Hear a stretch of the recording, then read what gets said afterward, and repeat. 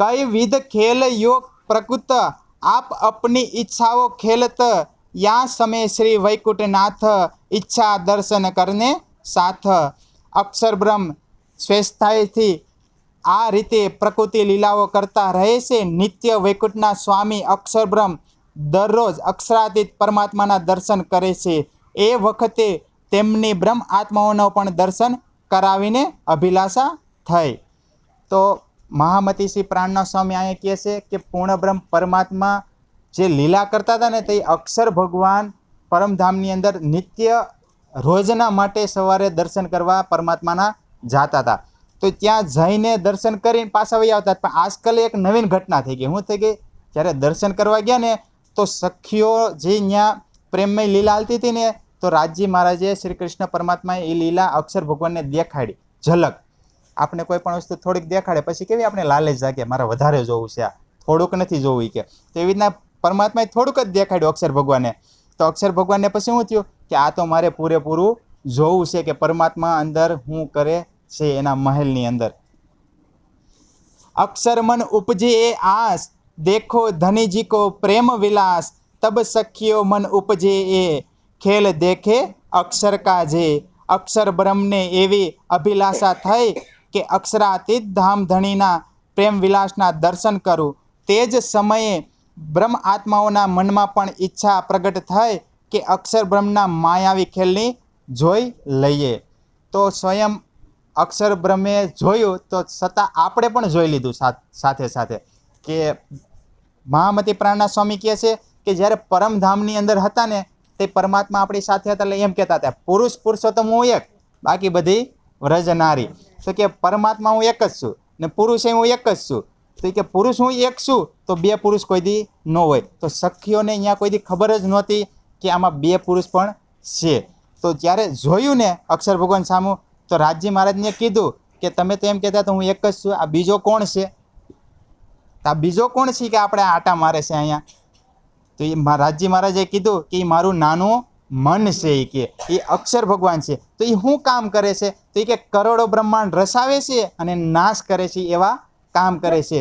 તો રાજજી મહારાજ કહે છે સખીઓને બધીને કે એ ખેલ જોવા જેવો નથી। એ જે કરે છે ને તો આપણે પછી ના પડે ને એટલે વધારે લાલચ જાગે, નહીં નહીં અમારે જોવું જ છે।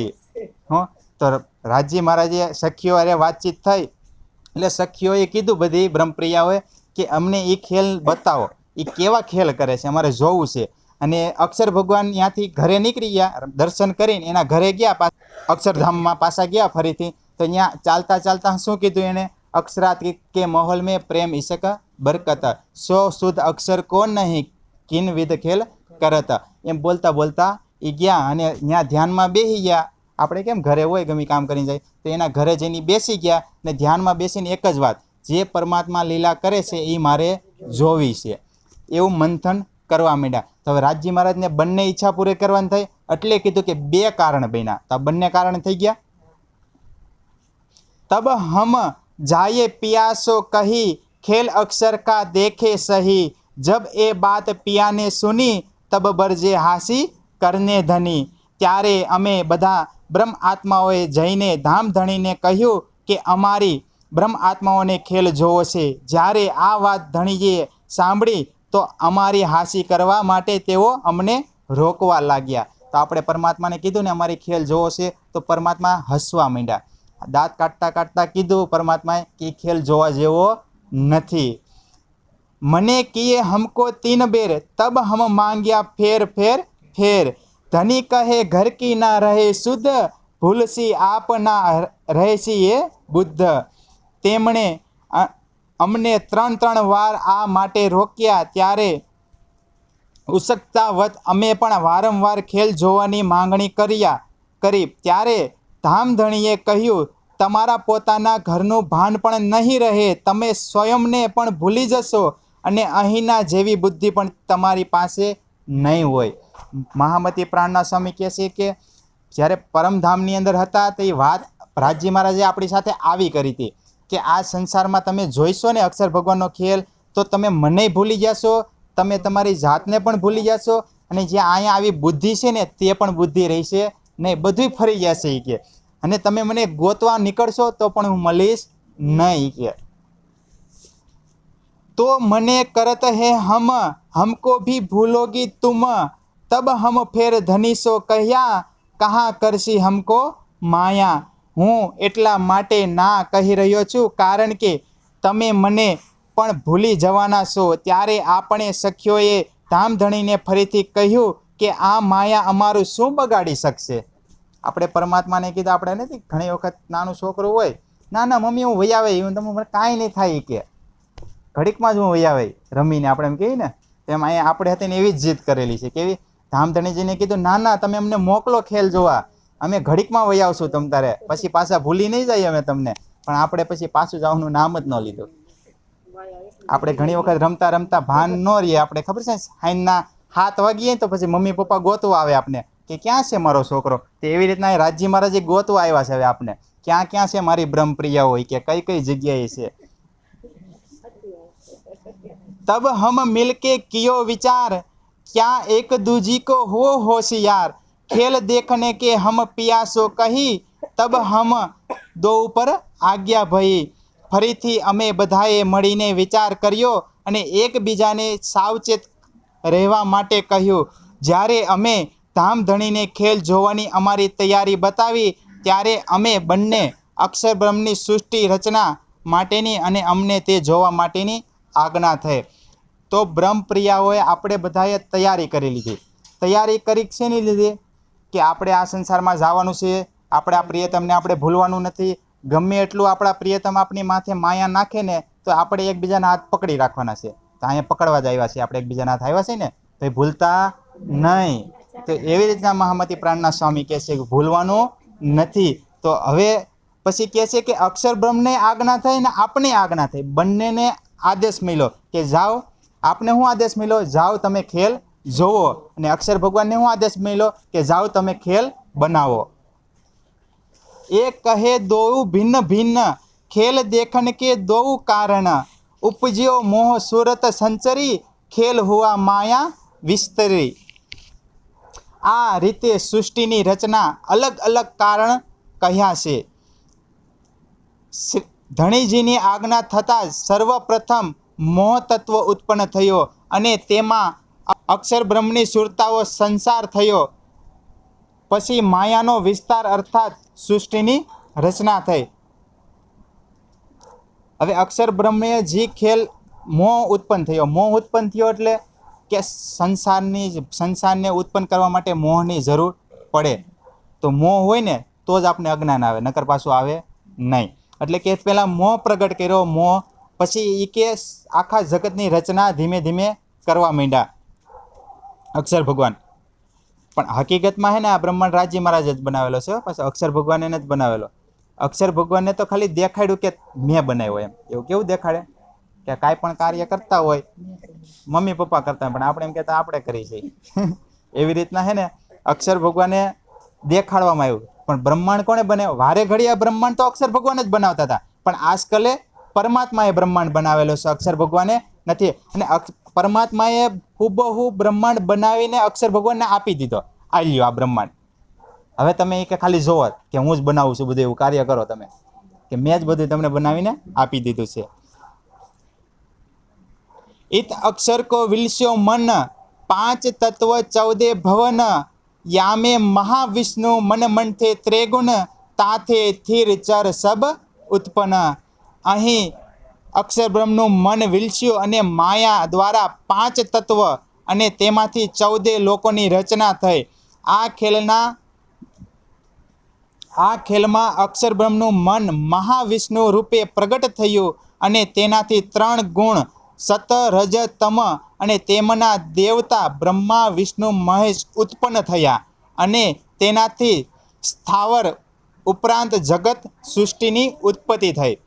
તો ઈત અક્ષર કો વિલસ્યો મન, તો એનું મન વિલસ્યું આ જગતની મોહની અંદર, તો 5 તત્વ 14 લોકોની રચના થઈ ગઈ અને બ્રહ્મા વિષ્ણુ દેવી દેવતા બધા પણ પ્રગટ થઈ ગયા।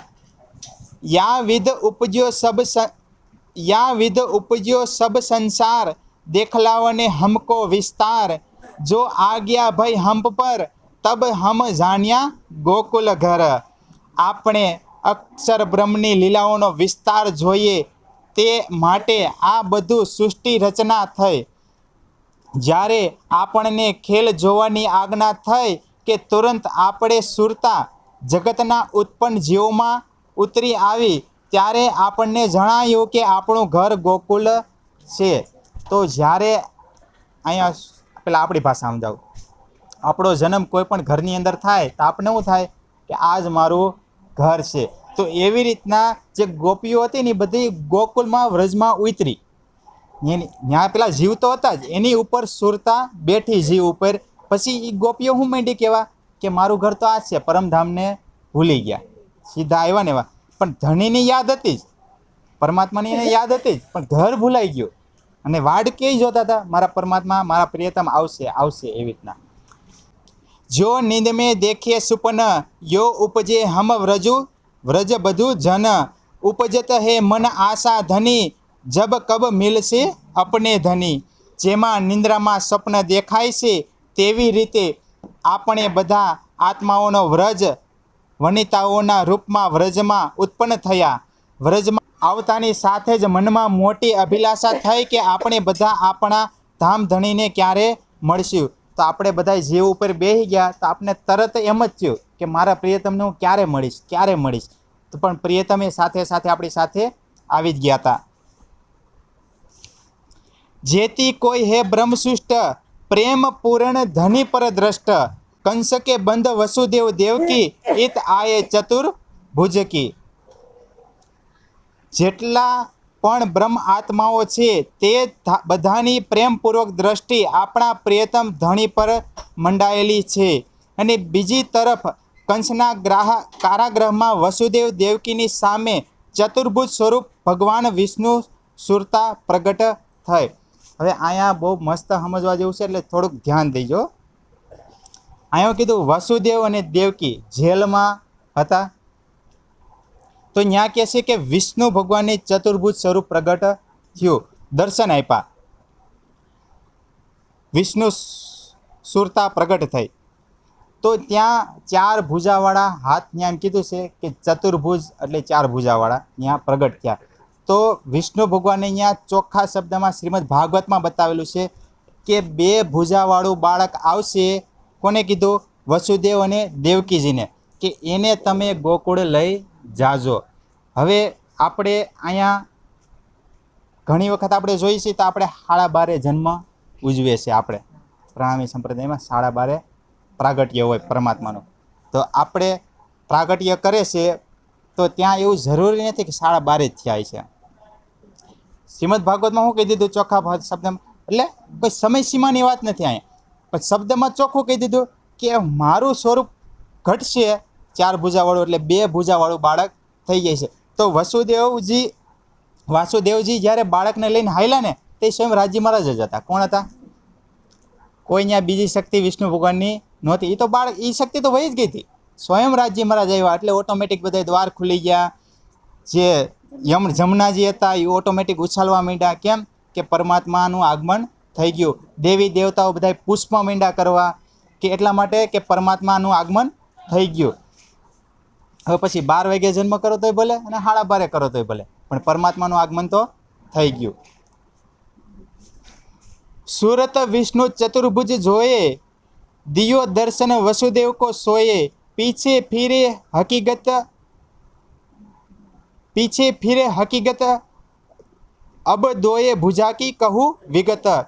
भगवान विष्णुना आ चतुर्भुज स्वरूपे वसुदेव देवकी दर्शन आप्या અને આવનારા દિવ્ય બાલ સ્વરૂપની જાણ કરી અને તેમને ગોકુળ પહોંચાડવાની વાત કહીને તેઓ અંતર્ધ્યાન થઈ ગયા. હવે ત્રિભુજ સ્વરૂપ વિવરણ કહું છું.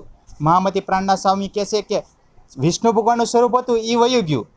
હવે વધ્યું કયું? 2 સ્વરૂપવાળું. કે હવે જે 2 સ્વરૂપવાળું 2 હાથવાળું જે સ્વરૂપ છે ને, કે એની હવે વાત કરું કે એ આપણા પ્રિયતમ છે. કે જે પહેલાં જે વસુદેવ દેવકીજીને જે વિષ્ણુ ભગવાન સ્વરૂપ આપ્યા હતા ને એ આપણા પ્રિયતમ નથી. કે આપણા પ્રિયતમ તો હવે આવ્યા. કે 2 ભુજા સ્વરૂપ થયું ને એટલે. કેમ કે એ તો વિષ્ણુ ભગવાન હતા. વિષ્ણુ ભગવાન એટલે અક્ષર ભગવાનનું એના મનની અંદર એક સ્વપ્નનું સ્વરૂપ છે ને, એ આદિનારાયણ થયું. એ આદિનારાયણ થયું ને એ વિષ્ણુ ભગવાન છે. તો આપણે અલગ અલગ અવતારની પૂજા કરીએ, રામની કરીએ, કૃષ્ણની કરીએ, વગેરે વગેરે. પણ આ ઘણી વખત આપણે એમ ન થાય, એમ કહેતા વિષ્ણુ ભગવાનની જ પૂજા કરી લેવાય ને ડાયરેક્ટ, અવતારની એવું કરું, એમ વાય કરું, થાય કે ન થાય? પણ આપણે કોઈ એવું કરતા નથી. કેમ કે કોઈની આસ્થા હોય, જેની આસ્થા આવી, પણ જ્યારે સમજણ આવે તે ઓટોમેટિક એને ખબર પડી જાય. પણ સમજણ લેવી જરૂરી છે. આસ્થા હોય ત્યાં એકને એક જગ્યાએ આસ્થા ટકાવી નહીં રાખવાની. કોઈ વસ્તુ તમને સાચું જ્ઞાન આપતું હોય ને તો એ આસ્થાને જરાક સાઈડમાં કરવાની. પછી પહેલાં એ વિચારવાનું કે આ વસ્તુ મને ક્યાં પોગાડે છે, કે મારાથી કાંઈ ભૂલ તો નથી થતી ને? નકર ભૂલમાં આપણે અલગ અલગ દેવી દેવતાની ભક્તિ કરી રાખી અને પરમાત્મા પાસે આપણે કોઈ દિવસ ન પોગી.